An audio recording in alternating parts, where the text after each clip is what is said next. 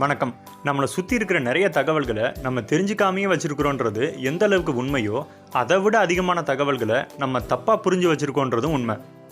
அப்படி நமக்கு தவறாக சொல்லப்பட்ட இல்லை நம்ம தப்பாக புரிஞ்சு வச்சுருக்கிற ஒரு 5 தகவல்களை பற்றியும் அதோட உண்மைத்தன்மை பற்றியும் தான் இந்த வீடியோவில் நம்ம பார்க்க போகிறோம்.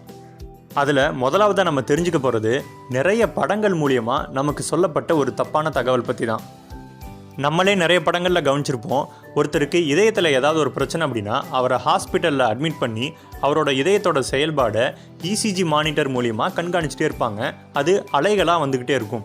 திடீர்னு அந்த அலைகளாக வர்றது நின்று ஒரே கோடாயிரும். இந்த மாதிரியான கண்டிஷனில் சுற்றி இருக்கிற டாக்டர்ஸ் என்ன பண்ணுவாங்க அப்படின்னா டீஃபிப்ரிலேட்டர் அப்படிங்கிற ஒரு கருவியை அவரோட நெஞ்சில் வச்சு எலக்ட்ரிக் ஷாக் கொடுத்து அதை சரியாக்கிடுவாங்க. இனிமேல் இதே மாதிரி ஒரு சம்பவத்தை ஏதாவது ஒரு படத்தில் பார்த்தீங்கன்னா தயவுசெய்து அதை நம்பாதீங்க, அது பொய். இந்த மாதிரி இசிஜி மானிட்டரில் கோடா வர்ற நிலைக்கு பேர் ஏசிஸ்டோல் அப்படின்னு சொல்லுவாங்க. இந்த நிலையில் டீஃபிப்ரிலேட்டர் அப்படிங்கிற கருவியை எலக்ட்ரிக் ஷாக் கொடுக்கறதுக்கு யூஸ் பண்ணுறதுக்கு அறிவுறுத்துறதே கிடையாது. பொதுவாக நம்மளோட இதயம் ஒரு குறிப்பிட்ட இடைவெளியில் சீரான வேகத்தில் துடிக்கணும். இதுக்கு காரணம் இதயத்தில் இருக்கிற எலக்ட்ரிக்கல் சிஸ்டம் தான். இதில் ஏதாவது குறைபாடு ஏற்பட்டு அதனால் இதயம் துடிக்கிற வேகம் ரொம்பவும் அதிகமாகவோ இல்லை ரொம்பவும் குறைவாகவோ போயிட்டா அதை சீரான நிலைக்கு கொண்டு வர்றதுக்காக தான் இந்த எலக்ட்ரிக் ஷாக் டீஃபிப்ரிலேட்டர் அப்படிங்கிற கருவி மூலமாக கொடுக்குறாங்க. ஆனால் இந்த ஏசிஸ்டோல் அப்படிங்கிற நிலையில் கிட்டத்தட்ட எந்த விதமான மின் துடிப்புமே இதயத்தில் இருக்காதுன்னே சொல்லலாம். அந்த மாதிரியான நேரத்தில் இந்த எலக்ட்ரிக் ஷாக் கொடுக்கறதுக்கு டீஃபிப்ரிலேட்டர் அப்படிங்கிற கருவியை உபயோகப்படுத்த மாட்டாங்க. அப்படின்னா சிவாஜி படத்தில் கிளைமேக்ஸில் நம்ம பார்த்ததெல்லாம் பொய்யான்னு கேட்டிங்கன்னா இந்நேரத்துக்கு உங்களுக்கே அதை பற்றி தெரிஞ்சிருக்கும் அப்படிங்கிறத நம்புகிறேன்.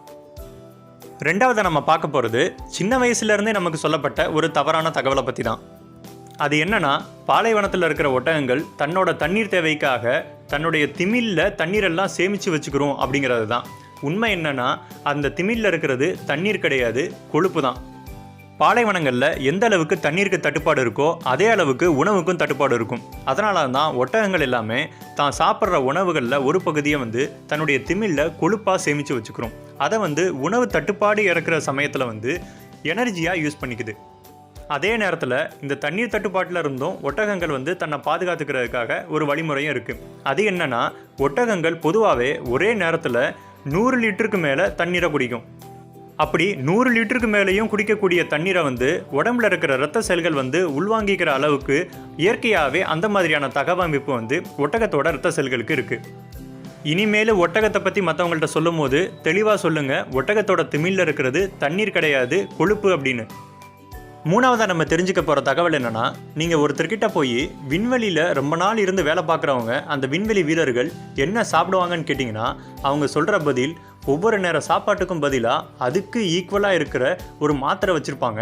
அந்த மாத்திரையை சாப்பிட்டாலே அவங்களுக்கு தேவையான எனர்ஜி கிடச்சிரும் அப்படின்னு சொல்லுவாங்க. இனிமேல் அப்படி யாராவது புருடா விட்டாங்கன்னா அதை நம்பாதீங்க. விண்வெளியிலேயே தங்கி அங்கே ஆராய்ச்சி பண்ணுற எல்லா விண்வெளி வீரர்களுமே நம்ம பூமியில் என்ன சாப்பிட்றோமோ அதே மாதிரியான உணவுப் பொருட்களை சாப்பிடுவாங்க. என்ன ஒரு வித்தியாசம்னா, அந்த உணவுப் பொருட்கள் எல்லாமே ட்ரையான கண்டிஷனில் பேக் பண்ணி இருக்கும். அதை தண்ணீர் சேர்த்து சூடு பண்ணி அவங்க சாப்பிட்டுக்குவாங்க. அது மட்டும் இல்லாமல் தண்ணீர், ஃப்ரூட் ஜூஸ்லாம் கூட அதுக்காகவே தயார் செய்யப்பட்ட பேக்கிங் கவர்ஸில் எடுத்துகிட்டு போவாங்க.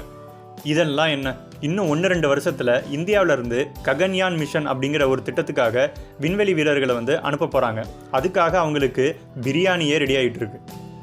அடுத்ததாக நம்ம 4வதாக பார்க்க போகிறது கரப்பாம்பூச்சி பற்றின ஒரு தகவல் தான்.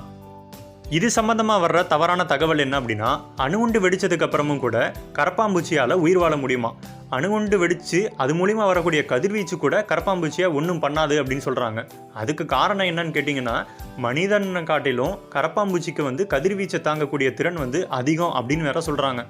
ஒவ்வொரு உயிரினங்களுக்கும் கதிர்வீச்சை தாங்கக்கூடிய திறன் ஒவ்வொரு மாதிரி தான் இருக்குது. மனிதனை கம்பேர் பண்ணால் கரப்பாம்பூச்சிக்கு கதிர்வீச்சை தாங்கக்கூடிய திறன் ஓரளவுக்கு அதிகம் அப்படின்னு தான் சில ஆராய்ச்சியாளர்கள் சொல்கிறாங்க. அப்படி பார்த்தா ஈக்களுக்கு தான் அதை விடவும் கதிர்வீச்சை தாங்கக்கூடிய திறன் அதிகமாகவே இருக்குது. சில ஆராய்ச்சியாளர்கள் என்ன சொல்கிறாங்க அப்படின்னா, கரப்பாம்பூச்சியை பொறுத்தவரை அதிகமான முட்டைகளை இட்டு சீக்கிரமாகவே தன்னோட சந்ததியை பெருக்கமடைகிறனாலையும் தன்னை எதிரிகள்கிட்டருந்து காப்பாற்றுறதுக்காக சில தனித்துவமான குணங்கள் அதுகிட்ட இருக்கிறனாலையும் கூட எல்லா சூழ்நிலைகளையும் சமாளித்து வர்ற மாதிரி தெரிஞ்சிருக்கலாம் அப்படின்னு சொல்கிறாங்க. ஆனால் இதுக்கும் அணுகுண்டு வெடித்தா கூட கரப்பாம்பூச்சி சாகாதுன்றதுக்கும் எந்த சம்மந்தமும் கிடையாது. அது மட்டும் இல்லாமல் அணுகுண்டு வெடித்தாதான் கரப்பாம்பூச்சி சாகுன்றது கிடையாது. சாதாரண பிஜிலி வெடியே போதும். 5ஆவதா நம்ம பார்க்க போகிறது வௌவால்கள் பற்றி நம்ம தெரிஞ்சு வச்சிருக்கிற தவறான தகவல் ஒன்று தான். அது என்ன அப்படின்னா, நம்மள நிறைய பேர் என்ன நினச்சிட்டு இருக்கோம் அப்படின்னா, வௌவால்களுக்கு கண்ணு தெரியாது, அந்த காரணத்தினால தான் இரவு நேரத்தில் உணவு தேட போகுது அப்படின்னு நினச்சிட்டு இருக்கோம். ஆனால் இதுவும் உண்மை இல்லை. வௌவால்களுக்கு நல்லாவே கண் தெரியும். இன்னும் சொல்லப்போனால் மனிதர்களை காட்டிலும் ஒரு படி மேலாவே அதோடைய கண் பார்வை திறன் அதிகம். இதில் என்ன ஒரு வித்தியாசம்னா, மனிதர்கள் மாதிரி வௌவால்களால் எல்லா விதமான கலர்களை பிரித்து பார்க்க முடியாது அப்படிங்கிறது தான். ஆனால் சமீப காலமாக நடக்கிற ஆராய்ச்சி மூலமா என்ன தெரிய வருது அப்படின்னா, ஒரு சில வௌவால்களுக்கு குறிப்பிட்ட கலர் பார்க்கக்கூடிய திறன் இருக்கிறதாகவும் சொல்கிறாங்க. இது சம்மந்தமாக அதிகாரப்பூர்வமான நம்பகமான தகவல் வந்ததுக்கப்புறமா இதை பற்றி நம்ம பேசுவோம். வௌவால்களை பொறுத்தவரை இரவு நேரங்களில் தன்னோட இரையை துல்லியமாக பிடிக்கிறதுக்காக தான் ஒலி அலைகளை எழுப்பி அதிலிருந்து வர்ற எதிரொலிப்பு மூலயமா இரையை கச்சிதமாக பிடிக்குது. அதுக்கு கண்ணே தெரியாதுன்றது அர்த்தம் கிடையாது. சரி, இப்போ நம்ம பார்த்த இந்த 5 தகவல்களுமே உங்களுக்கு பிடிச்சிருக்கும் அப்படிங்கிறத நம்புகிறேன். இதே மாதிரி வேறு ஏதாவது தகவல் உண்மையா பொய்யா அப்படின்னு நீங்கள் தெரிஞ்சுக்கணும் அப்படின்னா உங்களுடைய கேள்விகளை கமெண்ட் செக்ஷனில் தெரியப்படுத்துங்க. அது மட்டும் இல்லாமல் இந்த வீடியோவோட டிஸ்கிரிப்ஷனில் என்னுடைய வாட்ஸ்அப் நம்பரும் கொடுத்துருக்கேன். அதுக்கும் நீங்கள் மெசேஜ் பண்ணலாம். உங்களுக்கு தேவையான பதில் சீக்கிரமாகவே கிடைக்கும். கூடிய சீக்கிரம் இன்னொரு வீடியோவில் வேறு ஒரு தகவலோடு சந்திப்போம். நன்றி.